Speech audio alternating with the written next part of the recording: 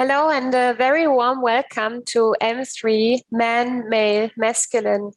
My name is Katharina Görig. I'm head of the cultural department at Max Müller-Barwan, New Delhi, and I'm very glad you joined the panel on masculinity in media today. We do this panel in cooperation with the Network for Women in Media in India. Before we get started, let me introduce to you Namita Bhandare, who will be moderating the session today. So Namita is an independent journalist based in New Delhi. She has 30 years of writing and editing experience with Sunday, India Today, and Hindustan Times. For almost 10 years, she has been writing exclusively on gender, including a 12-part series on women and work for India Spent in Hindustan Times.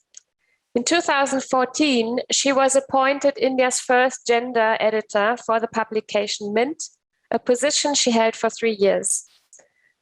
So let me just share some comments. Please note that the chat is disabled between participants, but there's a Q&A section. You just use the Q&A box to ask questions or share your thoughts. Make sure to mention which speaker your question is directed to. And in case you logged out during the session, just use the same link to rejoin back. So we are very much looking forward to this session. Namita, the floor is yours. Thank you so much, Katharina, and thank you so much to my colleagues at the Network of Women in Media for that film, for that video montage. I think another 30 seconds of it would have sent us covering our ears. A very, very warm welcome to my panel and to all of you who are listening in today. When we talk of masculinity in media, we are talking of a range of behavior and a certain ecosystem that has taken root and that has come to characterize much of our media these days.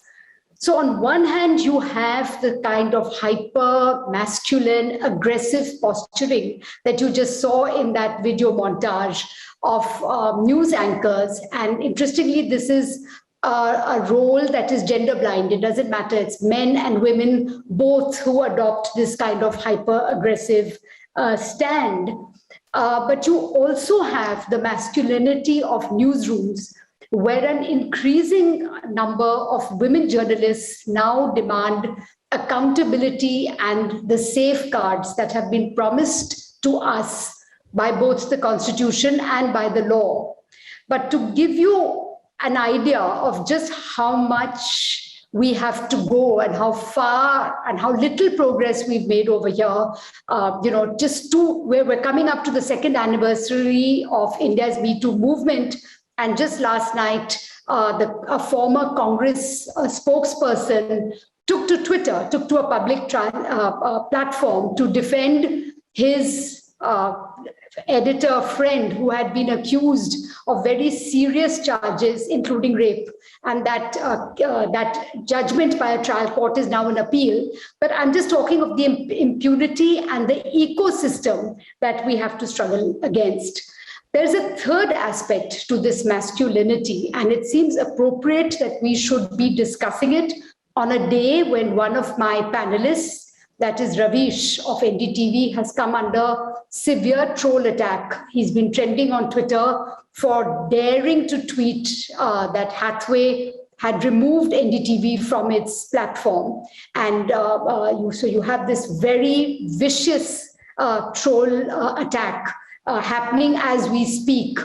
And we do know that this kind of online violence by anonymous handles is something we've all experienced, many of us have experienced and will experience if you are perceived as being liberal, minority, anti-BJP, and of course, woman. These are the various intersections that make you more and more vulnerable. And we have a police force that is extremely efficient in making arrests for Facebook likes, but seems very loath to forget about making an arrest, but even investigating this kind of online trolling and the online sale of Muslim women that has been going on for 1 year right now. Hatred is a profitable business, and I'm not talking about just paid trolls. There's a story on Scroll on how perpetrators of anti-Muslim violence actually record their crimes because they know that this is the surest way to career advancement. And it goes without saying that when you record a crime that you are committing, you are doing it very safe in the knowledge that there will never be legal action against you. Public space, whether it is parliament, whether it is the judiciary, whether it is workplaces, or whether it's media, is dominated by one viewpoint, and it is the masculine male viewpoint. Our politicians talk of 56-inch chests, and they refer to women in public as a vidwa or a 50 crore ki girlfriend. This, of course, is the cue to normalize misogyny and growing violence that we see in society and which the media is reflecting. News is now performance, or to use a more accurate term, news is now a blood sport that very often brings to mind the gladiators of ancient Rome. As the audience cheers along, can we find a way out? Ladies and gentlemen, it is to discuss this that I have here a very eminent and exciting panel. We have news anchor, reporter, producer, and writer for media outlets, including CNN, Time Magazine, NDTV 24/7, The Guardian, The Hindu, and the NGO Digital Empowerment Foundation. This is New Delhi-based journalist and filmmaker Sania Farooqui, who produces a show by the same name across social media platforms. We also have with us Alka Dhupkar, who has 17 years of experience as a multilingual journalist based out of Mumbai, Maharashtra, and is currently working at Times Internet as an assistant editor. Her coverage includes an investigation of rationalist Dr. Narendra Dabolkar's murder, drought in Marathwada, female feticide, and caste and gender-based violence. Nadika Nadja is a writer and researcher with interests in history and archaeology, gender, technology, and the internet. She works on internet laws, privacy, and the internet. I'm sorry, that should read on internet laws, privacy, and the internet with Has Geek, and teaches creative writing and archiving in journalism at St. Joseph's College, Bangalore. Earlier, she was a news editor for a film magazine on Tamil films. And of course, there's Ravish Kumar, who in a stifled media environment characterized by fake news, sensationalism, TRPs, larger than life anchors, and the silence of the ground reporter, Ravish Kumar stands out through his insistence on journalistic ethics, sobriety, and adherence to fact-based reporting. With that, Sania, I'm going to ask you to please come in with your introductory remarks. Thank you, Namita, so much. And hi, everyone. It's really wonderful to be on this panel. Everything that I'm going to talk about is something that I have experienced, I have seen, and I have known that exist in and within newsrooms. Toxic masculinity is the body language in most cities, most countries, and Me Too has been an example where we've seen women come out and finally speak out about what really happens and how you're often treated as a second-class citizen because the power play expects you to be. To give some more context, I just want you to imagine there are two individuals, person A and person B. Person A doesn't like being questioned. That individual doesn't like being asked anything. That person doesn't like being controlled. In fact, that person enjoys controlling everyone else around and doesn't want to be held accountable for his or her action. Person B is somebody who wonders why this sort of a behavior is being shown around. So that individual goes and says, why are you doing this? And at that point, metaphorically speaking, imagine person A saying, oh, you really want to question what my actions are. And it's like somebody twisting your arm. So that's the first signal you get that that's where you need to stop. But person B doesn't want to stop. They say, how dare you twist my arm now?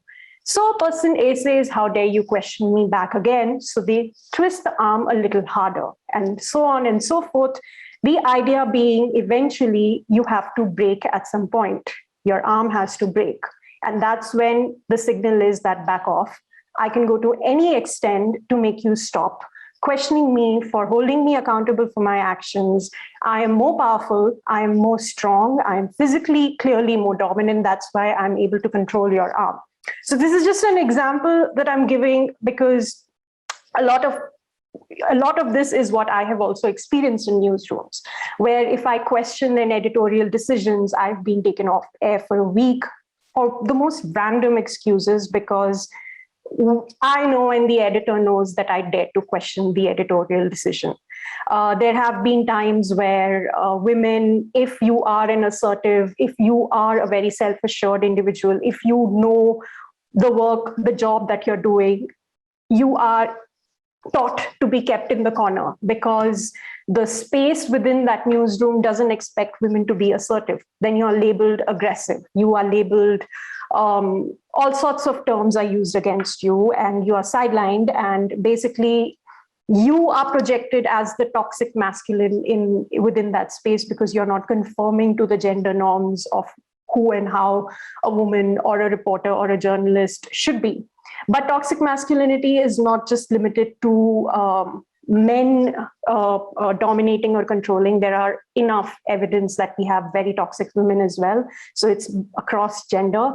And at the end of the day, the rule or the reason behind toxic masculinity is power. It's to stay in power and to always make sure that whoever is around you, whoever has a voice, whoever is questioning, demanding accountability, is sidelined, is shut up, is treated as a second-class citizen, that you have no right to say or do anything.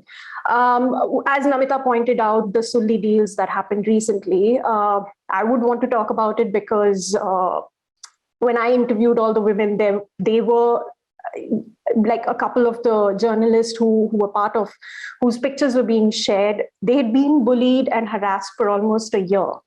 And it was really difficult for a lot of them to even file an FIR. And the point was that this bullying happened because how dare women from a minority community have a voice on social media? How dare they question what's happening to their community members? How dare they report? How dare they talk? How dare they demand accountability? And how dare they have a social media presence? How do we shut women up? Patriarchs believe that the woman's honor is in her image, it's in her, who she is, and let's go ahead and disrupt that. And you share pictures, you sell it, you give it a number, you give it a rate. And that's to intimidate women. Again, the power play here, of course, these are paid trolls who are probably paid 5 rupees or 10 rupees or whatever. But this is coming from the mindset of strong patriarchal, sexist, misogynist, and of course, very political agenda that a person, an individual from a minority community does not and cannot in this country have a voice. How do you control that? You control it through your toxic masculinity. So whether it is in newsrooms, whether it's political, or whether it's even on the streets when women are sexually harassed, toxic masculinity is a tool. In newsrooms, we say it's a management tool. Across different areas and sectors, we can say it's just a tool used to control and to intimidate and to shut everyone up. And on that note, I've got the notification that my time is up. So back to you, Namita. Thank you, Sania. We will be talking about, you've raised a lot of questions and we will be talking about them in greater detail. But first, I'm going to ask Nadja to please come in with her introductory remarks. Thank you, Namita. Thank you, Sania, for that also. How do I start this? So one of the earliest memories I remember of TV growing up in Chennai is of this TV play. Back in the time, it was just DD, and that meant DD Tamil. It was this TV drama called Velvi. which I think means farce, right? And the story is about a man whose wife dies, and he is thus remarried. And he believes his young son and his own mother will not accept the new woman he's married, his new wife. So at home he pretends to be evil. He shouts at the new wife. He calls out all her mistakes. Pretends to be extra cruel on her. Except the man doesn't know that the child and the grandmother have long since warmed to this new woman. They like her, they love her, and so all this man's pretend cruelty is actually cruel at this pace. This had a lot of resonance for me for various reasons, but mainly because it showed that a certain kind of a certain kind of behavior that men can get away with at home or elsewhere.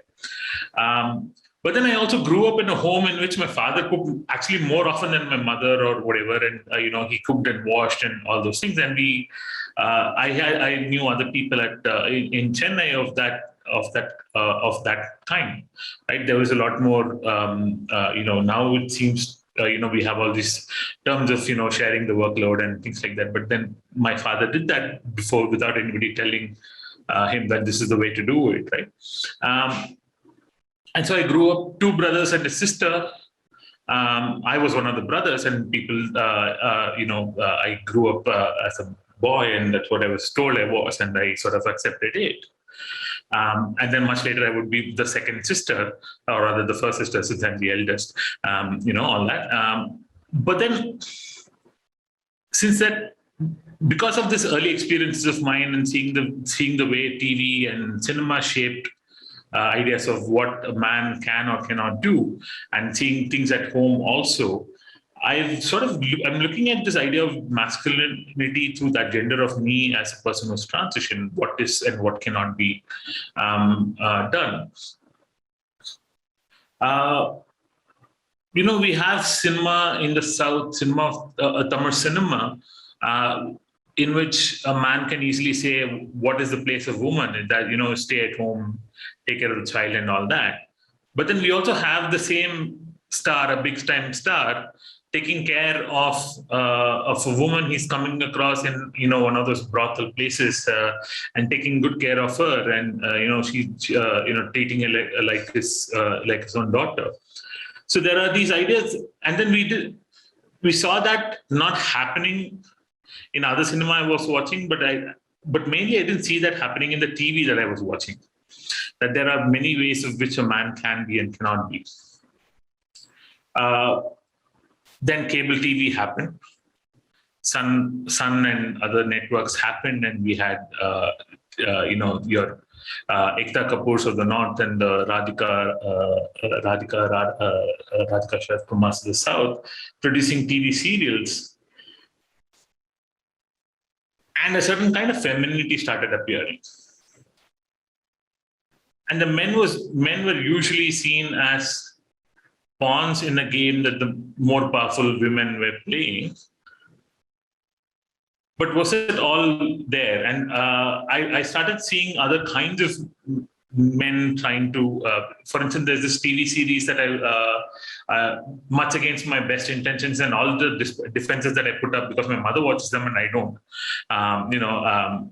but it still filters into my consciousness of this man in a series who has 3 women chasing him for reasons no one has ever tried to explain it. He's able to fend them off, but he pretends to be this extremely kind-hearted man. But then, I have to go into it's sort of a man who has got absolutely nothing that sets him apart, and then we have these things of him pretending to be the series of series that shows him as this most defenseless man, but all along he's been playing these games of setting people off each other, and then the women take the fall for it. And so I wonder where this idea of is that the masculinity that we see? And Sure. Thanks, Nadika, for that. These are, of course, introductory remarks. I will be coming back to you and we will be talking in greater detail about performative masculinity. But before we do that, I'd like to invite Alka Dhupkar to make her introductory remarks, please. Yes. Thank you very much. I will try to keep my introductory remarks very short. And before that, I want to thank the organizers and the panelists.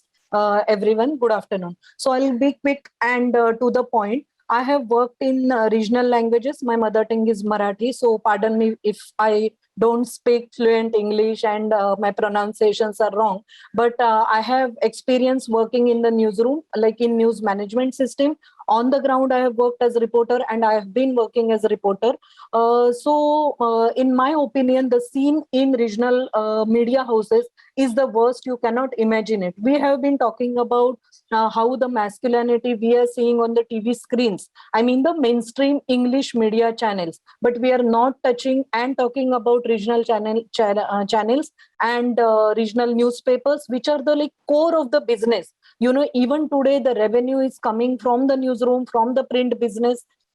And the ecosystem you have to understand how masculinity is dominating in the media business. So if you're working in the newspaper, if you are the editor, you have been given annual targets for the revenue. Even if you are working as the editor, editorial targets upper, you are given financial targets. To achieve those targets, you have to be friend with all the politicians and industrialists and all the people who are in the business of black money, because from there you are going to get all the revenue. And women cannot attend all the night parties, all the alcohol parties, or do, you know, chit chat and talk all the galis and in those language. So every time male editors are selected and women are sidelined, because men and those who are masculine, they will bring more business on the table. That is the model, basic model, you know. And then we are talking about language, you know. I'm sorry to say, I have attended not too long, 2 years ago, I have attended a meeting of 32 male editors and 2 female representatives were there. My colleague and she was taking notes and I was trying to raise a point why more female participants are not there to plan content for female readers. So they told me, oh, there are many women employees in this organization. Don't bother. We are very much, friendly. And we are thinking about them. But they are not part of decision making. That is the problem. So your language, your focus, everything is just revenue oriented, TRP oriented. You are not worried about real problems. Your language is such that one TV editor told me that we have stopped showing rape news because we have started getting more TRP when we started showing negative news. Now the negative news means problems about women, problems about their safety, problems about children. All these issues are now considered negative, and masculinity has replaced positivity in news media. That is the worst and alarming situation we are going through. If we are not going to raise awareness, we are not going to talk about this, the society is going to face all the consequences. Let me tell about, because the earlier speaker spoke about the gender issue, not only against women. We don't, I mean, the media houses and the culture in mainstream regional media newsroom, they don't consider LGBTQ community is, your language should be friendly. You should do news stories which will give justice. They use caste, poverty, women issues, LGBTQ issues when it suits them. We will do Ambedkar stories, caste stories when there is 14th April. We will do stories about women when there is 8 March. We will do stories about rape and surveys and numbers and criminal justice system when there is Nirbhaya case anniversary we are going to celebrate. My point is why these issues are not becoming part of the mainstream news coverage, just because there are people who don't care about it. As long as they are paid well, as long as they are getting all the alcohol served, as long as they are getting a big name and fame with the masculine coverage. So the problems are very large. My issue is, I don't know, should I say this or not, but I will not name the media houses. But we are actually told that, when you are writing, talking too much about malnutrition, when you are constantly talking about how women are sexually harassed or things like that, our readers don't like those news. We don't get clicks. So you should write only which will be shared more, which will be liked by more people, which will be interactive. And now this whole problem is our brain is, I don't know, I mean, the news media coverage is giving you slow poison of positivity that you are getting numb to our reality surrounded. And all the problems, until we are going to talk about it, we will not see the real picture.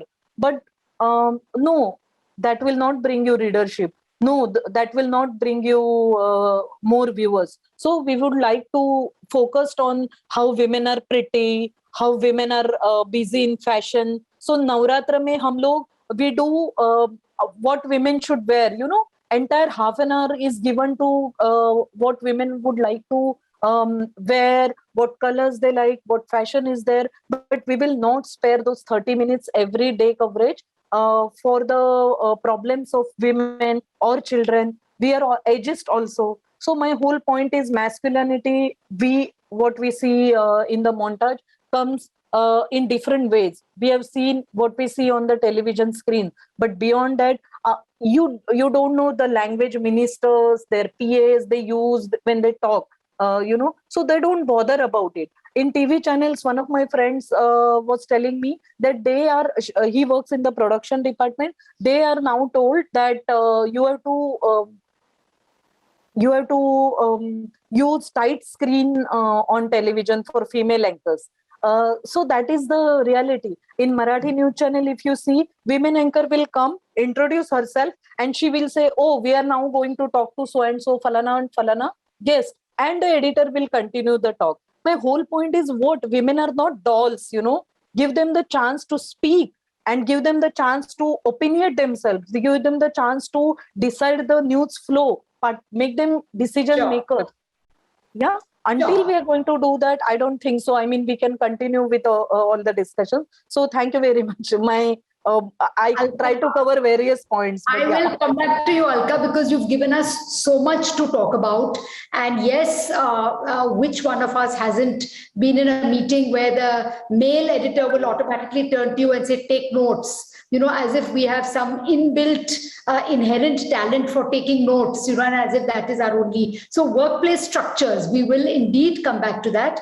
And before I do that, I'm going to ask for Ravish's video recording.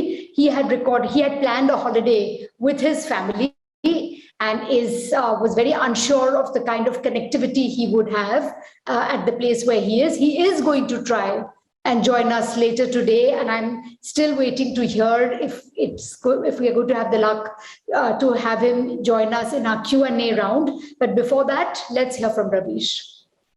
जो मुख्य धारा main stream का media है, जिसे मैं गोदी media कहता हूं या आप लोग न्यूज़ चैनल कहते हैं, मैं उसके कॉन्टेक्स्ट में बात करना चाहता हूं, जिसमें ज्यादातर करोड़ों लोग या बड़ा हिस्सा दर्शकों का फॉर्मली जुड़ता है देखने के लिए या इंफॉर्मेशन लेने के लिए। आज का मीडिया कैसा है आप देखिए तो वो पावर के साथ खड़ा है, सत्ता के साथ खड़ा है और सत्ता की ही भाषा बोलता है, सत्ता के अहंकार का प्रदर्शन करता है। वो पूरा उसका बॉडी लैंग्वेज ये है कि हम तो उनके आदमी हैं, प्रधानमंत्री के, मोदी जी के, और आप क्या कर लेंगे और उस तरह से हम तय करेंगे थानेदार की तरह। और जो उसके मैनर्स हैं लैंग्वेज को डिलीवर करने के, वो पूरी तरह से मर्दवादी हैं। ताकत की भाषा है उसमें, और ये जो भाषा है वो न्यूज रूम के बाहर से डिक्टेट हो रही है, निर्देशित हो रही है।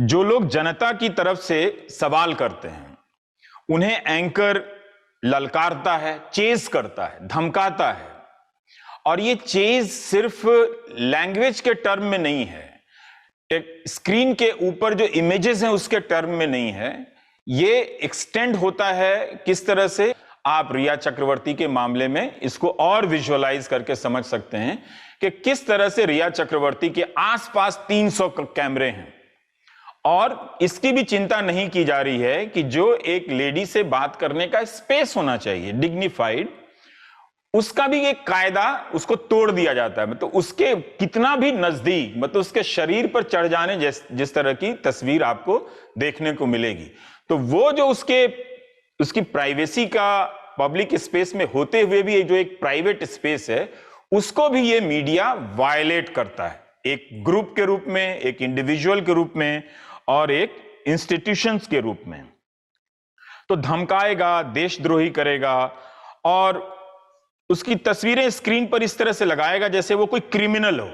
तो एक तरह से आप जो उसकी भाषा है वो एक क्रिमिनल की भाषा है और इसमें बहुत ज्यादा अंडरलाइन नहीं, मतलब बहुत प्रोमिनेंट है कास्ट और कम्युनल बायसेस का और उसकी सर्वोच्चता का। हमारा धर्म, हमारी जाति सर्वोच्च है दुनिया के किसी भी नैतिक किसी भी समाज या जाति से, क्योंकि वो जिस प्रोपेगेंडा और पॉलिटिक्स के इन्फ्लुएंस में है वो मर्दवादी है, मैस्कुलिन है।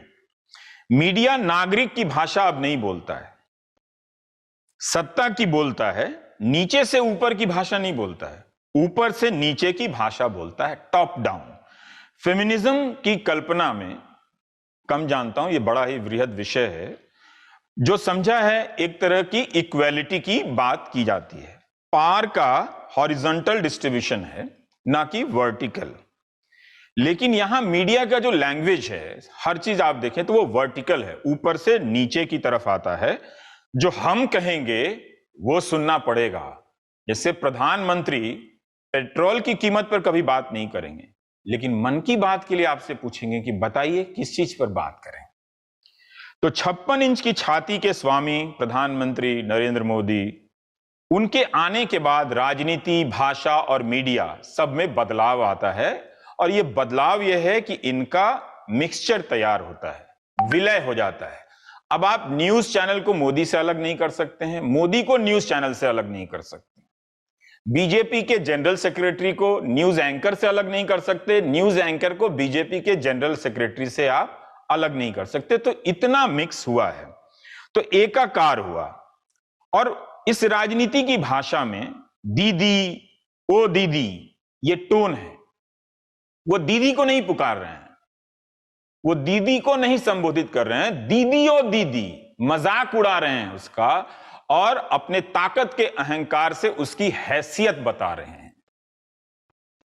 हमारे प्रधानमंत्री नरेंद्र मोदी तो इस तरह से वो बोल रहे हैं। आप जाकर उसकी रिकॉर्डिंग देखिए कि वो भाई वाले दादा नहीं हैं बोलते हुए कि दादा दीदी को बुला रहे हैं, मोहल्ले वाले दादा बनकर दीदी को ललकारते हैं। जयपुर में उन्होंने कांग्रेस की विधवा का जिक्र किया, कांग्रेस की विधवा। तो उन्होंने एक ऐसी भाषा को फिर से स्थापित किया जिसे लोग औपचारिक मंचों पर बोलने से बचने लगे थे। घरों में बोला जाता था, समाज में बोला जाता था, लेकिन एक फॉर्मल एनवायरनमेंट में लोग बचता था बोलने से। इस तरह गोदी मीडिया और नरेंद्र मोदी की भाषा आपस में एकाकार हो गई। इस भाषा में जाति और धर्म की श्रेष्ठता का बोध है, क्योंकि राजनीति भी उसी पर है, टिकी हुई है। जाति और सांप्रदायिक पूर्वाग्रहों के कोड, ये बताने की जरूरत नहीं है कि ये जो कोड है, ये जो कल्चर जिसे हम कहते हैं, ये मर्दों ने लिखी है इस कोड को। तो गोदी मीडिया मूलतः मैस्कुलिन मीडिया है, जिसके लिए नेता का मतलब मजबूत नेता और देश का मतलब एक ऐसा राष्ट्र जिसमें असहमति की कोई जगह ना हो। आज का मीडिया सवाल पूछने की परंपरा को कुचल रहा है, विपक्ष को कुचल रहा है, जबकि स्त्रीवाद एक ऐसी जगह बनाता है जहां बराबरी है और बात बराबरी के स्तर पर कही और सुनी जा सकती है। उसका कायदा हिंसा और ऊंची आवाज के प्रभाव से मुक्त है। लेकिन टेलीविजन में ठीक इसका उल्टा है। चाहे एंकर मेल हो या फीमेल हो, अगर मीडिया स्वतंत्र होता, पत्रकारिता कर रहा होता और वहां महिलाएं होती, तब जब वे अपनी भाषा में खबरों को गढ़ती तो हिंसा और उग्रता निश्चित रूप से कुछ कम होती, बहुत कम होती। लेकिन इसकी संभावना अब खत्म हो गई है। इस विषय में हम टेक्नोलॉजी के रोल को भी हमें समझना होगा। वह एक फॉर्म है टेक्नोलॉजी, जिसमें कुछ भरना है, फिल इन द ब्लैंक्स। उसका फॉर्म ही तय करता है कि आपने जो भरा है उसे अब कैसे पेश किया जाएगा। एनर्जेटिक बनाने के नाम पर अग्रेसिव बनाता है। बैकग्राउंड म्यूजिक और स्पीड से एक खास किस्म का पावर जनरेट होता है, जो पुरुष वर्चस्व की प्रस्तुति है, प्रेजेंटेशन है, हावी हो जाने की प्रवृत्ति। टेक्नोलॉजी के इस स्पेस में आप कोई भी शब्द डालिए, उसमें फोर्स जनरेट होता है, और अब तो केवल फोर्सफुल शब्द ही डाले जाते हैं। उसका असर दुगना तिगुना हो जाता है। न्यूज एंकर किसी के जवाब देने के मामले में, अगर कोई प्रधानमंत्री किसी को जवाब देते हैं, तो जब पेश करता है तो किन शब्दों का इस्तेमाल करता है? स्लैप, थ्रैश, स्मैश, बुलडोज जैसे शब्दों का इस्तेमाल करता है। तो मेल हो या फीमेल हो, ये दोनों वही करते हैं। तो ये सारे शब्द जो पहले मर्दवादी मैनरिज्म की आभा लिए हुए थे, अब जेंडर न्यूट्रल हो गए हैं एक तरह से इस्तेमाल के मामले में। ये स्त्री की भाषा नहीं है, लेकिन अब है। लैंग्वेज की ये जो डायनेमिक्स है, मेल और फीमेल एंकर के मैनरिज्म को डिटरमाइन कर रही है। शब्दों से अब जंग लड़े जा रहे हैं। अब मीडिया की भाषा और मैनरिज्म में मैस्कुलिनिटी का राज कायम हो गया है। इसमें एक और चीज हुई है। पहले अंग्रेजी बोलने का जो मैनरिज्म था वो कॉन्वेंट प्रभावित था, या कहा जाता था कि कॉन्वेंट स्टाइल है। एक तो कुछ भी लिखिए और बोलिए, उसमें एक खास किस्म की मैस्कुलिनिटी आती थी। लेकिन अब बोल और लिख वही रहे हैं जो मैस्कुलिन है। भारत में पहली बार अंग्रेजी खराब तरीके से बोली जा रही है। मतलब अगर आप यूं समझें तो आप देख सकते हैं भारत के पब्लिक स्पेस में कि अंग्रेजी बोलते हुए गुंडागर्दी की जा सकती है, और अंग्रेजी बोलने वाले भी गुंडे आ गए हैं जो मीडिया के स्क्रीन पर देखते थे। अभी तक आपने जितनी भी हिंदी फिल्में देखी हैं, मेरा अनुभव चूंकि वहीं तक सीमित है, तो उसमें जो गुंडा है वो हमेशा स्थानीय भाषा बोलता है और अंग्रेजी का मजाक करता है। लेकिन यहां पर अब गुंडा अंग्रेजी बोल रहा है और अपने तरीके की गुंडई में अंग्रेजी को पेश कर रहा है। तो गोदी मीडिया के मेल और फीमेल एंकर जब अंग्रेजी बोलते हैं तो उनकी भाषा एक सी नजर आती है, बल्कि दोनों उसी प्रोपेगेंडा के स्पेस में एक ही भाषा के साथ खड़े हो रहे होते हैं। तो अंग्रेजी का ऐसा डिक्लाइन होगा, इससे हिंदी खुश हो सकती थी कि चलो अंग्रेजी की दुर्गति हो गई कम से कम, लेकिन हिंदी के साथ तो और भी बुरा हो गया है। रेडियो और दूरदर्शन के समय तक हिंदी के बोलने का अपना भारतीय अंदाज एक बना था। कई अच्छे प्रस्तोताओं ने उसको गढ़ा था, जिसमें दक्षिण भारतीय रमन साहब भी हैं और भी लोग हैं, सलमा सुल्तान हैं, नाम कई लोगों के ध्यान में नहीं आ रहे हैं। लेकिन उसमें एक कॉन्वेंट की शालीनता नहीं थी, लेकिन उससे अलग थी। वहां भी प्रोपेगेंडा होता है। आप रेडियो और दूरदर्शन के समय तक आप उसे देखें तो अभी भी वहां पर प्रोपेगेंडा होता है, लेकिन वो अंदाज पुराना अभी तक बना हुआ है। प्राइवेट चैनलों की हिंदी अब लाठी नहीं तलवार चलाती है, गोली चलाती है, बंदूक चलाती है, तोप चलाती है। इसे ऐसे समझिए कि लठैत का प्रमोशन बाहुबली में हुआ और बाहुबली का प्रमोशन अंडरवर्ल्ड के डॉन में हो गया है। ये वो हिंदी है जो होठों पर ओस की बूंदों की तरह नहीं टपकती है, बल्कि दांत पीसती हुई सुनने वालों को, सवाल करने वालों को चबा जाने के अंदाज में दंदनाते हुए आती है। स्क्रीन पे जो भाषा लिखी होती है, जो छवियां बनाई जाती हैं, उनमें स्त्री होती है, लेकिन वह पुरुष की बनाई स्त्री है। आज तक भारत का मीडिया बलात्कार के मामलों में स्त्री का उसी तरह से स्केच बनाता है जैसे गलती उसकी हो, शर्मिंदगी उसे ही होनी चाहिए। विक्टिम का चेहरा अब नहीं दिखाता है अदालत के निर्देशों के कारण। यह कोड बनाया गया कि हम लोग बड़े अच्छे हैं, विक्टिम का चेहरा नहीं दिखाएंगे। लेकिन जो चेहरा बना रहे हैं वो क्या है, उसको समझिए आप। तो जो चेहरा बना रहे हैं उसमें विक्टिम का चेहरा नहीं है, लेकिन उसकी जगह एक डार्क चेहरा बनाते हैं। वो एक विक्टिम से निकलकर लाखों करोड़ों औरतों का रिप्रेजेंटेटिव इमेज बन जाता है। और वो चेहरा मैस्कुलिन फोर्स और थॉट से डिजाइन होता है। स्क्रीन पर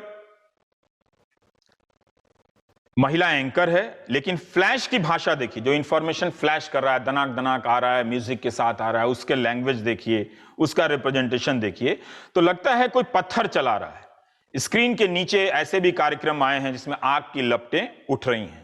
इस कार्यक्रम को जब मैं देख रहा था, आग की लपटों वाला, महिला एंकर भी उसको करती हैं और पहले पुरुष एंकर शुरू कर रहा था, दोनों ही बड़े खराब हैं। लेकिन फ्लैश जो आग की लपटें उठ रही थी, तो इस तरह के सुपर एस्टन जिसे कहते हैं, उससे सजे शो को जब मैं देख रहा था, तो मुझे भारतीय संस्कृति का, इसी संस्कृति का ना वो हिस्सा है, वो चेहरा याद आया कि आपने भी ऐसी तस्वीरें देखी होंगी कि बहुत सारे मर्द हैं, घेरे हुए हैं एक छोटी सी जगह को, एक औरत का इतना सा चेहरा दिख रहा है। लेकिन जब आप ध्यान से देखते हैं तो पता चलता है कि उसे आग की चिता पर बिठाया गया है। तो उस इमेज, उस कल्पना, उस विचार को टेलीविजन के स्क्रीन पर इस तरह से स्थापित किया जाता है। तो निरंतरता देखिए कहां से, वो क्या चीज ले रहे हैं, वो ब्रेक नहीं तो कर रहे हैं। मैस्कुलिनिटी जो है वो सोसाइटी की कंटिन्यूटी को रिस्टोर करता है, बायसेस को रिस्टोर करता है। तो वो उसको एक तरह से कॉन्फॉर्मिटी के साथ आपको ये प्रेजेंट करता है। तो ये जो एक स्पेस था जिसको हम इक्वल स्पेस बनाते भाषा का, क्योंकि नया मीडियम आया था और एक नई जगह थी जो पुरानी चीजों से अलग हो रही थी। हम अलग अलग संस्कार से आ रहे थे और समाज से आ रहे थे, तो लेकिन सबको मिलके एक इक्वल इक्विटेबल स्पेस बनाना था।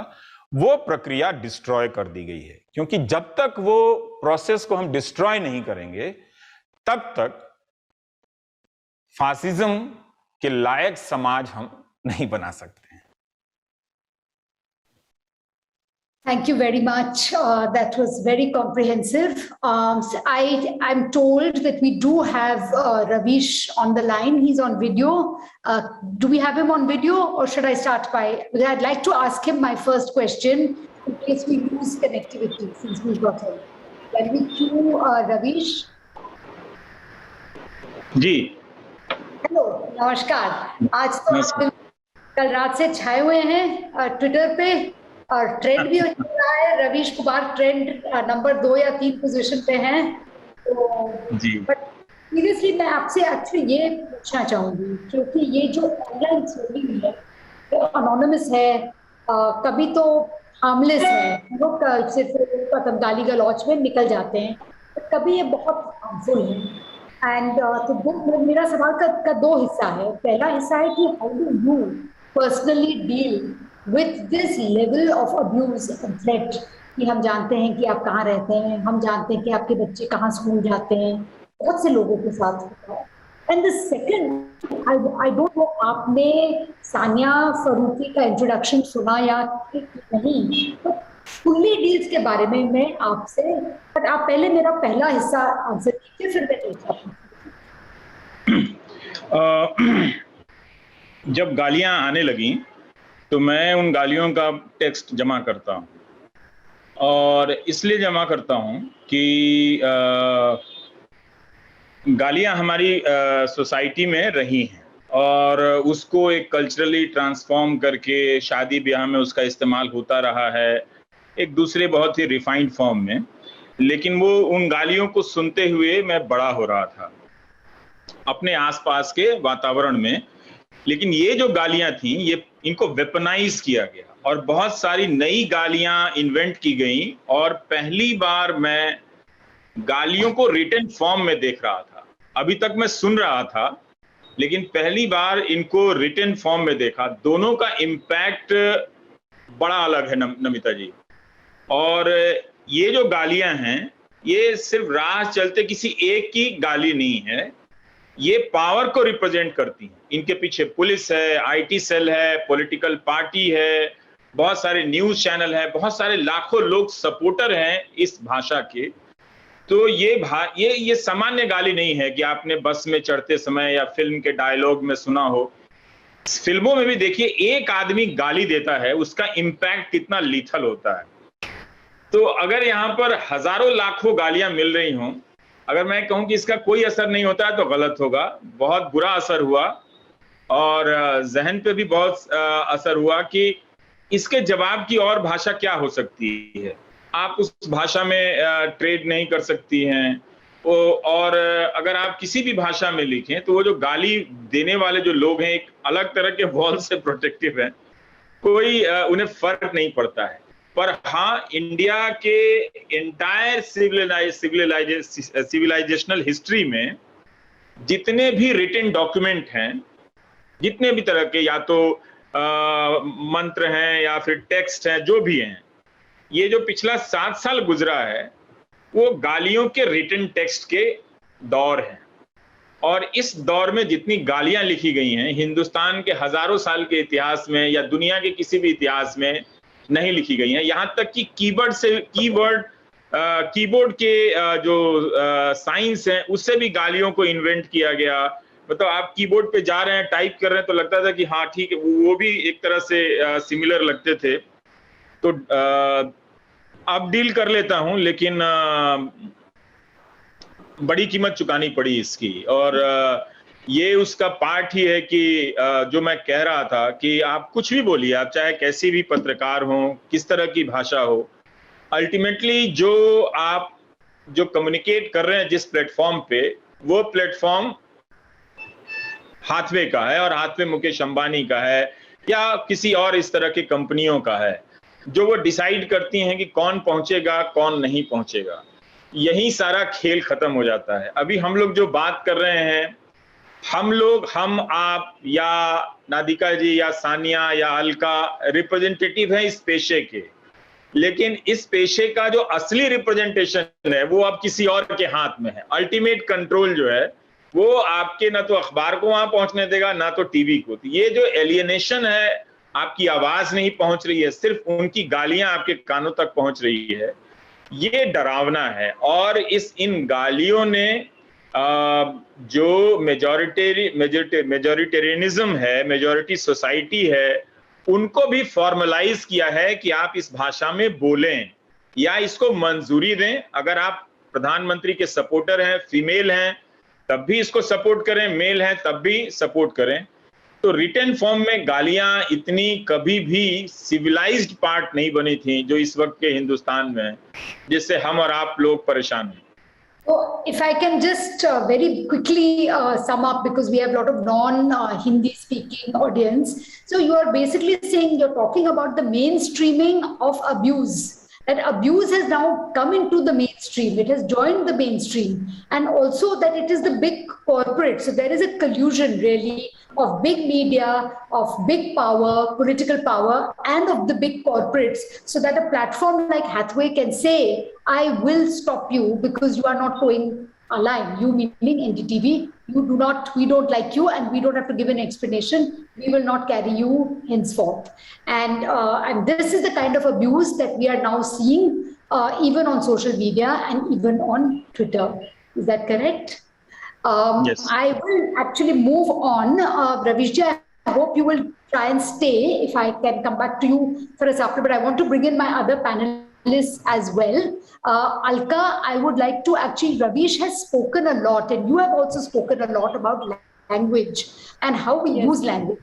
So I was reading the announcement about the Supreme Court women judges, and in Hindi it is Shri so-and-so, yeah, Srimati so-and-so. Now in English language, you have MS, Miss, where the marital status. So in Hindi, what is the word? And how does language evolve to keep up with the new realities, with the new social realities, or at least the social aspiration? That today as women, we don't want to be known by our marital status. So what is the word in regional language that we can use? Yes, so thank you. Namita, I guess this question is for me. Yes. So thanks for the question. And Ravish ji, big hello. Every point you have raised is important, and thanks for speaking up continuously. Basically, Namita, the question which you have asked is so important. The other day I have applied for change of nomination with LIC, and they have asked for original marriage certificate of mine because I have not changed my name to my husband's name. So they are not ready to believe that I have my attestation is not enough for LIC. That is the reality. But such questions, you go for change of name in ration at any government of facility or office, you are going to face same problems from adoption to every other thing. But for media, these are not important questions. I mean, we don't feel these issues should be covered, should be followed up with the government officials, and should be represented and solved. I mean, that is the very long process. We don't see these are the important news areas also. I can't tell you that there are so many issues with this language issue. I mean, I asked the government officer, show me one paper where it is compulsory to change the name. You know, in school admissions, parents are really suffering because of this. Those women who have not changed their name to their husbands or single mother, they are suffering, but these are not news points. So my whole point is, yes, language is important, and language impact, as Ravish ji has said, कि हमारे शब्द जो है, जो vocabulary है, वो पूरी change हुई है. And it is adrenal rush देने वाली ही language हमें अभी पसंद है. We follow that language everywhere, and masculinity has not limited to men only. Unfortunately, my point is why women and female anchors are not raising question when they are asked to stand as a doll, and editor will ask the question. They should start questioning, and they should start saying, no, I will not wear this type of clothes because you want to portray me in certain manner. But I don't think so that that day will arrive. You know, the scenario is so alarming. I think the answer to that has been hinted earlier, and it is to do with the power structure. But even today, when you walk into a newsroom, you will see a sea of women. You know, the newsroom is actually, you have more women in the newsroom. But if you look at the corner offices are occupied by men. It is men who are deciding the policy. And as Ravish ji also said, it is not as if women are some automatic feminists and men are automatic patriarchs. We have great allies in men, and we also have women who are not our allies and who subscribe to patriarchy. But Ravish is raising hand. Sorry. रविश जी बोलिए, फिर मैं नादिका को बुलाना चाहता हूँ. मैं एक छोटा सा एनेक्डोट बताना चाहता हूँ. जब मैं एनडीटीवी के न्यूज रूम में आया तो हर तरह के अथॉरिटी जो भी आज भी लड़कियां थीं, औरतें थीं, और सारी अच्छी चीजें उनसे ट्रांसफॉर्म हुई. तो मैंने देखा कि मेरे साथ जो गलत होता था उससे मैं जितना नहीं लड़ता था उतना वो लड़ती थी. और एक महुआ चटर्जी थी, उन्होंने एक सुबह मुझे बुलाया, मैं कहीं से घूमता पहुंचा, तो उन्होंने कहा, do you understand what is good touch and bad touch. मैंने पहली बार ये फर्क सुना तो मैं हंसने लगा. मैंने, ये क्या होता है, मैं नहीं जानता हूँ, आप क्या क्या नया नया चीज सिखाते रहती हैं. तो उन्होंने कान खींची मेरी और बताया कि गुड टच क्या होता है और बैड टच क्या होता है. मैं तो उस दिन डर ही गया. मैंने कहा, महुआ दी, हम तो ये जानते नहीं है, ये क्या, ये तो इस तरह से अगर मेरे साथ मैंने किसी के साथ कर दिया हो तो. मैंने कहा, तुम बच्चों को सिखाना.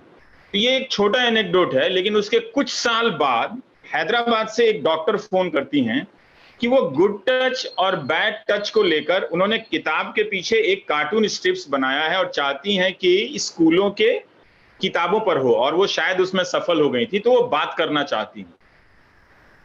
लेकिन कोई इस बात को समझ नहीं रहा है. मैंने उन्हें तुरंत बुला लिया दफ्तर में कि कोई स्टोरी हम बाद में करेंगे, पहले मैं अपने लिए समझना चाहता हूं कि ये क्या है. तो मैंने देखा कि जब औरतों को, लड़कियों को, एडिटर जो फीमेल एडिटर्स थी, जब तक हमारे यहाँ भी मेल स्टार एंकर्स नहीं बने थे तब तक, तो वो जो भाषा डिसाइड कर रही थी अंग्रेजी में, सब अंग्रेजी की थी. एक एक वर्ड के इस्तेमाल में बहुत केयरफुल रहती थी. तो मैं, जो मेरी ट्रेनिंग हो रही थी उनके साथ, तो मैं हमेशा देखता था कि ऐसा क्या है, हम लोग तो कुछ भी बोलने में कुछ भी शब्द का इस्तेमाल करते हैं. एक एक वर्ड के सिनोनिम्स और 10 तरह का इस्तेमाल, रुकना और फिर पूछना, कि ये रिप्रेजेंट करता है तुम्हारी स्टोरी को, मैंने कहा जो मन में आता आप लिख दीजिए, नहीं ऐसे नहीं लिख सकते। तो काश मौका मिला होता उस तरह से फीमेल एडिटर्स को लैंग्वेज क्रिएट करने का। उन्होंने अंग्रेजी में मेरे साथ मेरी स्टोरी को ट्रांसलेट करने में जो अंग्रेजी में सतर्कता बरती, कॉशन बरता, वो चीज हिंदी में आ गई। लेकिन जैसे ही उसी न्यूज रूम के पार्ट थे जो मेल एंकर आए और जिन्होंने जो मैस्कुलिन लैंग्वेज, मैनरिज्म और एग्रेशन का इस्तेमाल, एड्रेनल रशेस का जो अलका जी कह रही हैं इस्तेमाल करना शुरू किया, वो सारी ट्रेनिंग पीछे चली गई और अब वो चांस चला गया, खत्म हो गया। अब जरूर फीमेल एंकर्स को रेजिस्ट करना चाहिए, पर वो भी उसी तरह से प्रोपेगेंडा की पपेट हैं जिस तरह से मेल एंकर है। जी बिल्कुल, आप बिल्कुल ठीक कह रहे हैं। मैं नादिका को यहाँ बुलाना चाह रही हूँ क्योंकि नादिका ने बहुत अच्छे से परफॉर्मेटिव मैस्कुलिनिटी के बारे में, you spoke about what men think is expected of them in terms of masculine behavior, and I'm just wondering, how do you create, there are so many conversations going on in this country, including on LGBTQI rights. How do we create a new language that is inclusive? And where are the alternative spaces for someone like yourself to express themselves, alternative media spaces? Thank you. This is something that we've been talking in the queer spaces for a while, right? And the only way to promote this is so there are three things, I think. One is that, and I've said this before in other places, and other people have said this better, is to practice an idea of what's called radical kindness. Is to say you give the other person that kindness, that humanity that you expect for yourself, right?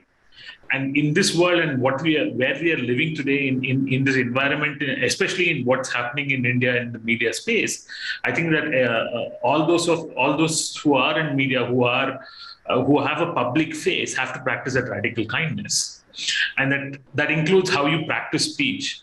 For instance, every term, it's very easy to slip into a gendered term and assume other person's gender based on their voice or how they stand and what they do, and the facial features or body characteristics and stuff like that.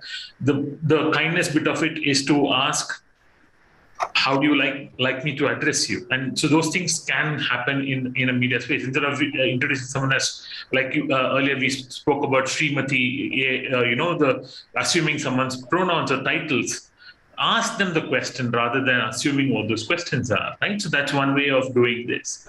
Inclusivity comes in because you give, because you practice this kind of radical kindness. And the other thing is, the term inclusivity has always bothered me because it assumes a position of power from your end. Who are you to include people? Right? Who am I to say, okay, Namita, you're included in my, and that's immediately a certain kind of gatekeeping. That's a certain kind of telling people, I have the power, you are my supplicants. So the question then is to say, do I recognize that I include some people and I exclude people? And so you practice something called non-exclusion rather than saying I'm inclusive. And those are some of the ways I think, you can make media a lot more friendly for queer voices. I think there's a question of how do we, build diversity somewhere here. And I think that's also one of the things. So yes, we have women in the newsrooms, we have women editors, we have women places, but where are the people who do not fit mainstream notions of gender in the newsroom, right? How many of the crew are gender diverse? How many of your camera operators? How many of your sound recordists? How many of your people on the beat reporters? How many of them work with non-mainstream genders, right? So these are things that as newsrooms, as media, in film industry, for instance, who's the writer? Who writes the films? Even if you're showing a woman of power, it's written by a man, and therefore the notions of what power is fitted onto this figure and face of a woman. and therefore, where a trans woman or a trans man or a non-binary person, a queer person, a gay person, a lesbian woman are not seen here because it's written by a man. Who funds them? Who produces these shows? Even if you have a woman writer, or even if you have the woman who runs a production house, who commissions this from the TV channel? These are things that I think we need to be asking questions of. And these are things that I think more people who have some kind of say in the industry, some clout in the industry should start, practicing this idea of radical kindness and non-exclusion. It's a wonderful idea that is both radical and astounding in its simplicity. And I do hope you and I will offline continue this conversation. I'm interested in hearing from Sania, because Sania has, in a sense, created her own platform. She's rejected the mainstream news media, though you have worked for mainstream media for many, many years, and now you have your own platform. So how structurally, as a business model and also as a social model, how does this work? Yeah, I listening to what Alka and what Ravish have been talking about, the structure of newsroom and how masculine it is. I think I've been amongst the few women who, right from the age of 23, when I joined as an intern, not as an intern, as a trainee reporter, I always paused and questioned if I felt the treatment was not right, if the behavior was not right. Moving forward, when I started anchoring, I've been fat shamed. I've been told the kind of stories that I should do. I've been sent out to do beef biryani stories. And when I refused to do that, I face a lot of backlash. And I couldn't understand why am I being sent to do that particular story when my beat is not even food or restaurants. Later on, when I questioned, much later as a senior reporter after a considerable amount of work experience, another thing that I would like to point out is, yes, there are no women in senior leadership positions and roles. We'll see a lot of producers, you'll see a lot of executive producers, but you will rarely see executive editors or managing editors in newsroom who are women, and also individuals from different minority or different communities. So there is a lot of casteism in newsroom as well, which we often overlook because news is business. Let it run. Whoever is managing, like Alka pointed out, it's a man's world. It's a boys' club. They are managing it. They are running it. They have access to politicians. They can do things that women might not want to do, will be offended to do. It's not appropriate for a woman to do. And I must say, if a woman dares to do that, if she dares to go for a drink or for a business meeting, then she's definitely a woman who is either sleeping or having an affair or is doing inappropriate activities to climb the ladder. It's not because she's good at her work or that she's only there to have a professional business meeting. She's definitely has a cheap agenda, and she's simply trying to either increase her salary or to be seen with the who's and who's. So that bias has always been there. And with almost 15 years of work experience and fighting in most of the organizations over the last few years, and the toxicity that I faced, I've had senior reputed male journalists raising their voice when I have flagged concerns about stress and about my own wellness. I've been told, I give you permission to swipe right on Tinder tonight. Why don't you go have sex? Because sex releases happy hormones. You seem very stressed out. That's a joke I'm supposed to take and laugh because I'm not allowed to take the next couple of days off. And if I do try to take that couple of days off, then you're not good at your job. You're not doing your job well. I've had managers and I've had, even HR departments screaming and raising. And that's a very normal culture where you are always using voice, you're always using aggression, you're using a certain tone to make the individual feel very submissive. Which is why I realized that I've also wasted a lot of my time fighting the system and not doing journalism. And at the end of the day, we want to do journalism because we want to hold people accountable. We want to tell stories. We want to enable individuals, which I wasn't doing. And that's when I decided that, okay, I'm going to go ahead and launch my own show. And it started with a YouTube channel. And within 2 weeks of my launch, when we were just about starting the promo of the third episode, The show that I host is called the Sania Farooqui Show. For those of you who don't know, season 1, I spent the first 6 months talking to Muslim women from around the world. Sania, I'm so sorry to have to interrupt, but I do have some audience Q&A, and I do want you to answer actually the second part of the question, which I wanted to ask Ravish, but I think you are better placed to answer it. And can you please explain, because so few of us know what is Sulli deal, and I think it's outrageous that more people should know about it, and also should know about the inaction. I believe MPs have written a letter asking, what is Sulli deals exactly? Can you explain? So last year on Twitter, I did notice that there were a few Muslim women. I don't know if it's all right for me to take their name, but I have reported and I have interviewed. So I'm going to take Sania Ahmed's name. And I did see her tweet saying that, her pictures were being circulated on a Twitter social media account that was selling her photograph at a certain rate. At that point, we all retweeted, and we were reporting those accounts to Twitter, asking them to take it down. And then it sort of went silent. But on and off, these Sulli deal images would pop where a Muslim woman's picture was being shared, and there were all sorts of disgusting comments. This is an actual woman. This is not a fictional woman. This is a real woman. These are real women. They are activists. They are journalists. They are people who are very much. They have a strong social media presence, followers, influencers. And each time they spoke about any minority. They are being auctioned online. This is a fictional auction, obviously. Auction for sex, for whatever purpose, for entertainment, to make you feel like your body is owned by so-and-so because he has paid $10 or $100 to have access to, the entertainment he's going to get. So Nadika, is this against the law or is this free speech? To take a real photo, if you took my photo and said this person is available for 10 rupees tonight, is that against the law? I mean, it's blatantly against the law. I'm no law expert, but it's blatantly against the law because it violates all kinds of consent, right? And we have ideas of what is a safe space on the internet. We have ideas of how the internet should behave.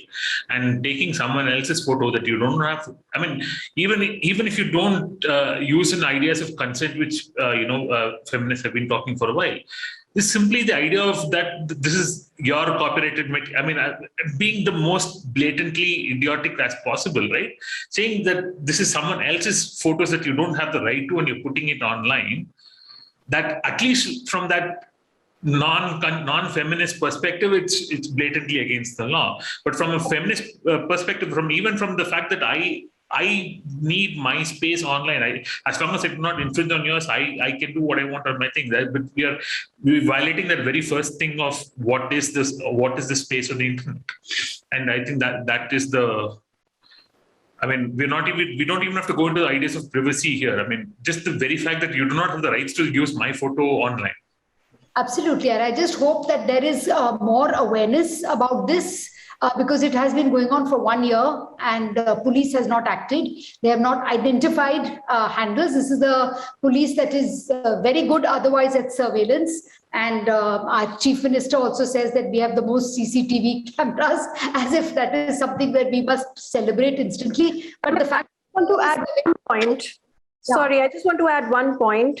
Yeah. So Sania and a couple of other women were trying to file an FIR for the past 1 year. None of that happened.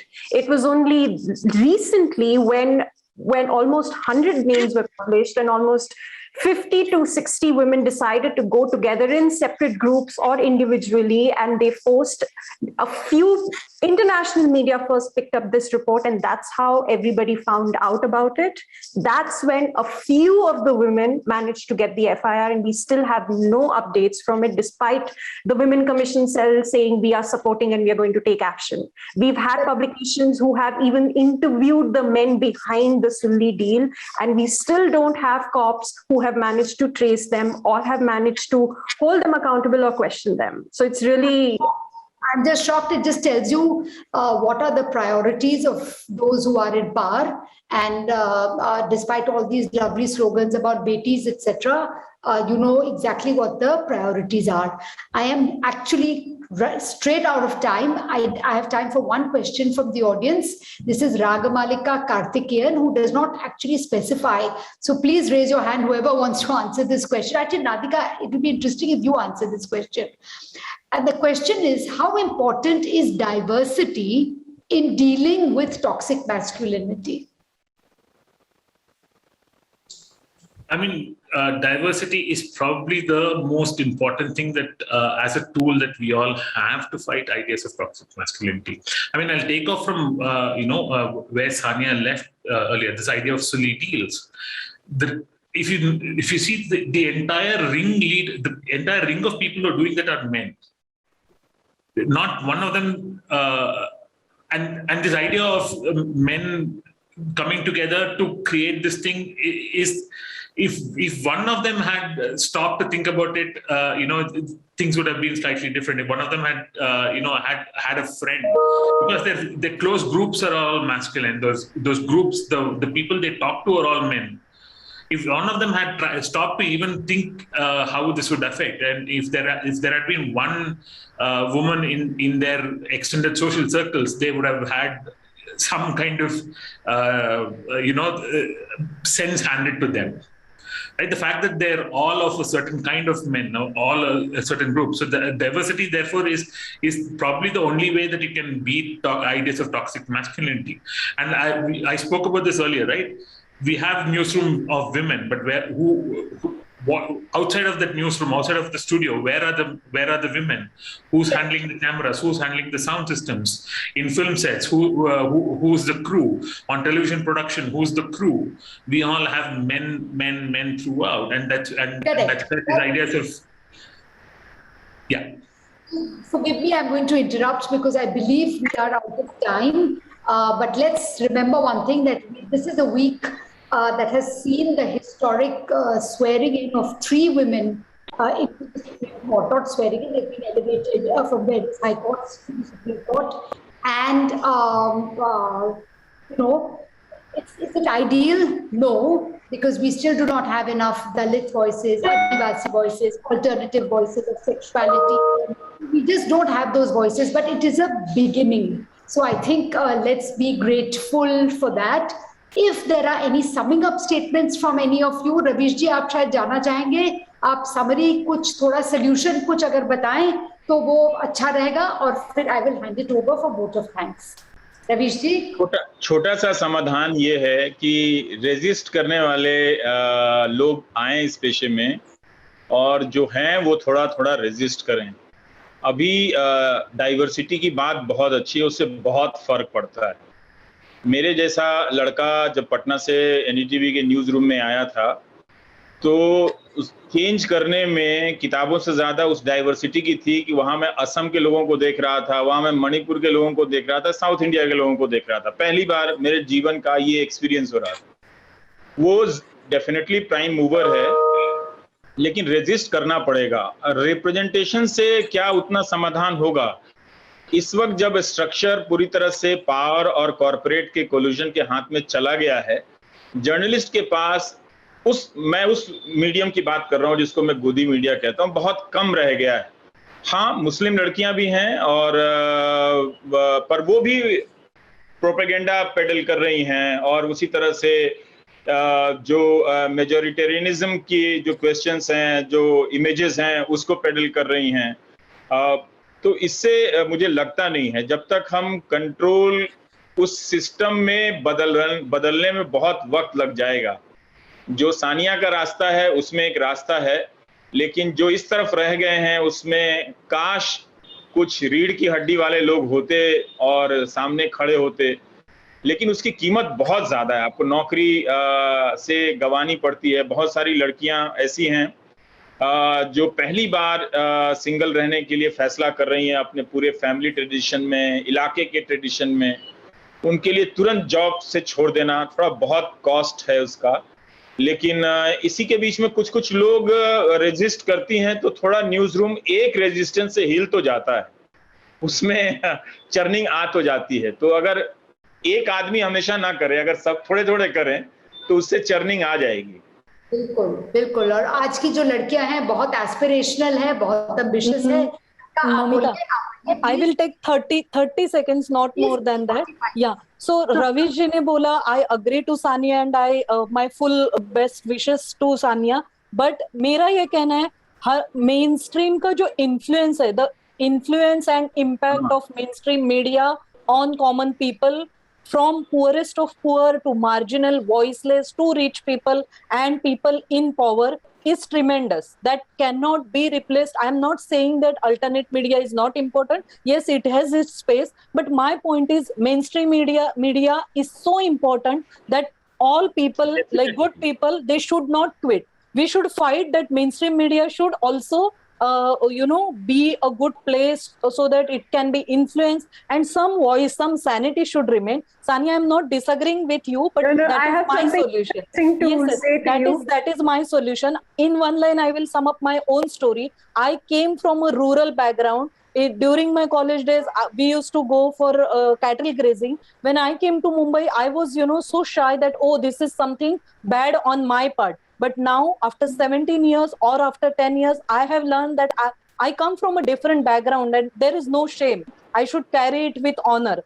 So we should give more power. And I think people like us, if we be in mainstream media, we can at least put some influence. I understand. Stand your ground and fight. There is still a fight that is left. Sania, you were saying something. I just want to add that the backlash doesn't stop when you start alternative media. As I was saying, in the second week of the launch of Sania show, where I'm speaking to Muslim women, my Facebook, Instagram, and Twitter accounts were blocked. And it took me almost 1 week to get these platforms to unblock them. And since then, since December, every month, either my account is locked, I can't tweet, I am not able to promote a single post because the keywords that apparently I use are dangerous. So there is no way the individuals who are constantly preventing, whether it is newsroom, disproportionate management in the newsrooms that don't allow women to speak up and have a space. It's the same thing that happens when you go independent. There are individuals, there are still networks that are preventing me from reaching out to bigger audience, that are constantly cutting my reach. They are, every week, and you have hacking issues. My server has been hacked. I've been dealing with that for the past couple of months. I have had my YouTube channel reach has come down from 500 to 600. Within a week's time, it has come down to 50 to minimum 20 to 50 views, even though the back end is reflecting a different. And I'm saying because social media is controlled in India. Everything is controlled in India. Even if I'm fighting to stay independent, the fight is very difficult. Of course, the only freedom I have is that of editorial and having a platform and having a thought process that I want to cover this story. I want to write about this. I want to partner with so-and-so people. I want to bring this diversity or this voice or this individual. That's the only privilege I have. Like Alka said, the reach is what is important. And there are individuals who are still working on ensuring independent media through different. I have just started. I've not reached the stage where independent media are being filed with criminal cases. I'm not even allowed to reach that yet. Because if I do reach the impact, I'm talking to Muslim women. And right now I'm doing a show on women journalists, on press freedom. So before I can even reach that stage, they are trying to kill it.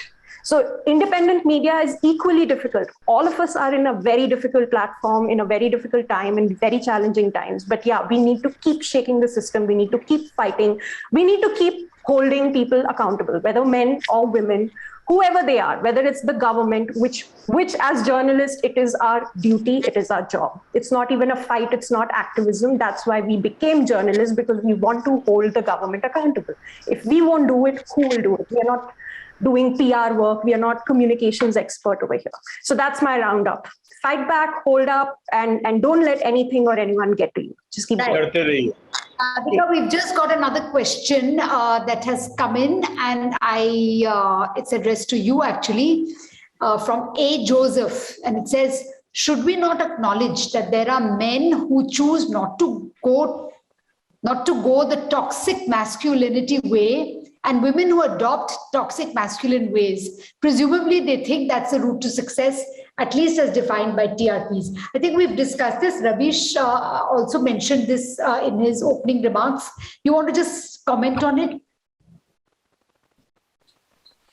Yes, मुझसे सवाल है रविश आप इसको पूछ लीजिए वो कह रहे हैं कि टॉक्सिक भाषा जो है ये TRP it's not ideology driven so much as TRP driven TRP का रूप तो यही है तो सब लोग को ऐसी भाषा बात करनी है ये आपने एक्चुअली ऑलरेडी कहा है बट ये सवाल आया कह चुका हूं लेकिन इसी के जवाब में सानिया की बात और बढ़ा देता हूं कि मेन स्ट्रीम न्यूज रूम जो है अब वो किसी भी प्रकार के मोरल प्रेशर से आजाद हो चुका है वो प्रो गवर्नमेंट इतना ज्यादा हो चुका है उसका डिसॉल्व इतना ज्यादा हो गया है कि अब उसके अंदर आप उसको हिला नहीं सकते कितना शेकअप किया गया अब तो जर्नलिस्ट को साइन करना पड़ रहा है कि आप नहीं बोलेंगे बाहर जाकर और इस्तीफा नहीं देंगे 6 महीना से पहले या 1 महीना से पहले तो हम इस स्थिति में आ चुके हैं तो ये वो न्यूज रूम नहीं है जो मीडिया या जर्नलिज्म करने के लिए बना है